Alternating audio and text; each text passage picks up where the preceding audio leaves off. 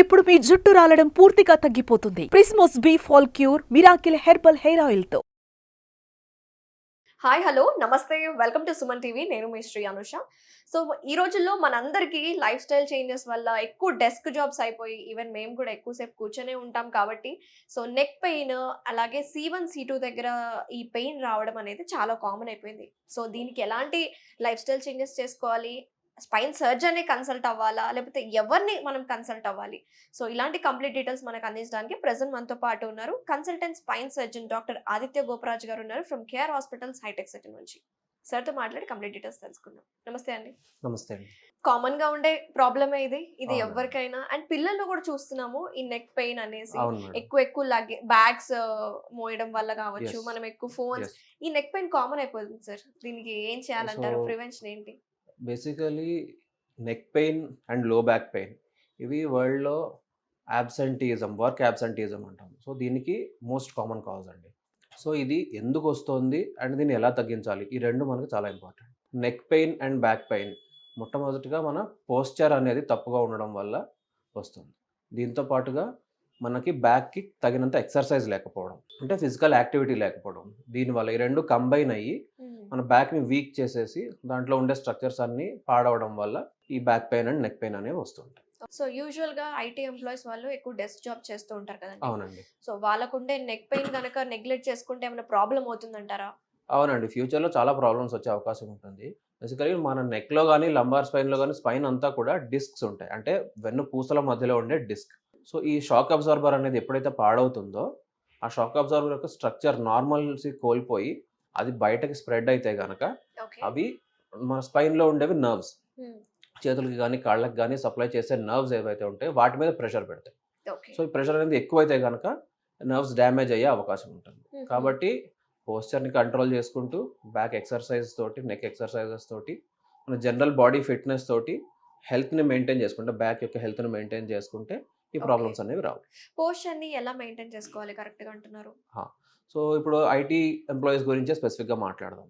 So ఎక్కువ మంది ఏంటంటే ల్యాప్టాప్ మీద పనిచేస్తారు.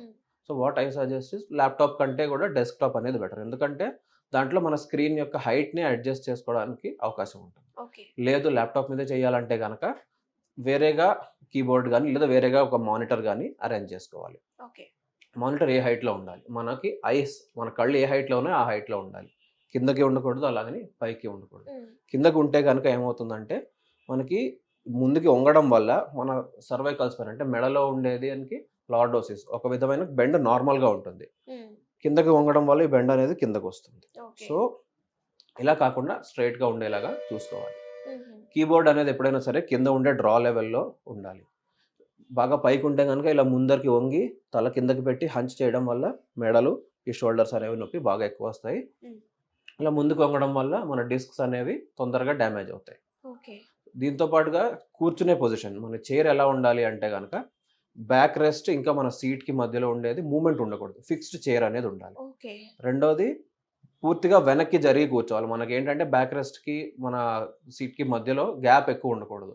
సో స్లౌచ్ అయ్యి ముందరికి జరిగి కూర్చుంటే కనుక స్పైన్ అనేది బెండ్ అవుతుంది. సో కంప్లీట్గా వెనక్కి జరిగి కూర్చుంటే ఈ బెండింగ్ అనేది ఉండదు. 30 లేదా 40 మినిట్స్ కంటే ఎక్కువ కంటిన్యూస్గా ఒకటే పొజిషన్లో కూర్చోకూడదు. సో ఈ ప్రికాషన్స్ అన్ని తీసుకుంటుంటే మనకి ఈ బ్యాక్లో అనేవి ప్రాబ్లమ్స్ కొంచెం తక్కువ వస్తాయి. సో మరి ఐటీ ఎంప్లాయీసే కాదండి, అందరికీ డెస్క్ జాబ్స్ అయిపోయాయి కాబట్టి మరి పెయిన్ ని తగ్గించుకోవాలంటే సొల్యూషన్స్ ఏమున్నాయి? సో మనకి కనబడుతున్న ప్రాబ్లమ్స్లోనే మన సొల్యూషన్స్ ఉన్నాయండి. ఫస్ట్ థింగ్ ఏంటంటే పోస్చర్ కరెక్షన్. ఇప్పుడు చెప్పినట్టు మన నెక్ పోస్చర్ ఇంకా బ్యాక్ పోస్చర్ అనేవి కరెక్ట్గా పెట్టుకోవాలి. రెండోది ఇంటికి వెళ్ళిన తర్వాత కూడా ఓకే.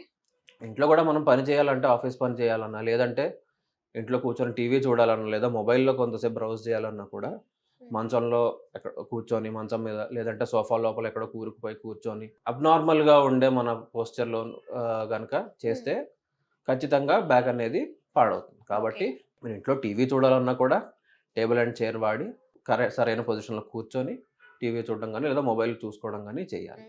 రెండోది ప్రతి ఒక్క రోజు కూడా 45 మినిట్స్ అట్లీస్ట్ ఒక ఫిజికల్ యాక్టివిటీ ఉండాలి. ఈ 45 నిమిషాలు అనేది ఒకేసారిగా ఉండాలి, అంటే పొద్దున ఒక 5 నిమిషాలు, సాయంత్రం ఒక 5 నిమిషాలు, ఇంకొకసారి ఇంకో 10 నిమిషాలు అలా చేయడం కాకుండా అట్ ఎ స్ట్రెచ్ ఒకటేసారిగా మనకి ఈ యాక్టివిటీ అనేది ఉండాలి.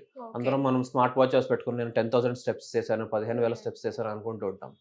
సో నిజానికి అది ఎక్కువ ఉపయోగకరం కాదు. అంటే ఇప్పుడు బ్యాక్ పెయిన్ ఉన్న వాళ్ళు కూడా they have to do 45 minutes of exercise. అవునండి. కాకపోతే మొదలెట్టడమే 45 మినిట్స్‌తో మొదలెట్టకూడదు.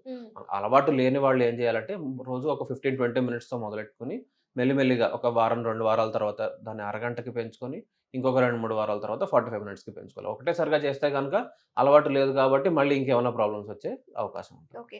అసలు స్పైన్ సర్జన్ దగ్గరికి ఎప్పుడు కన్సల్ట్ అయితే మంచిదంటారు? సో ఇది కొంచెం మంచి ప్రశ్న అండి. నెక్ పెయిన్, మెడ నొప్పి, మెడ నుంచి చేతుల్లోకి వచ్చే నొప్పులు.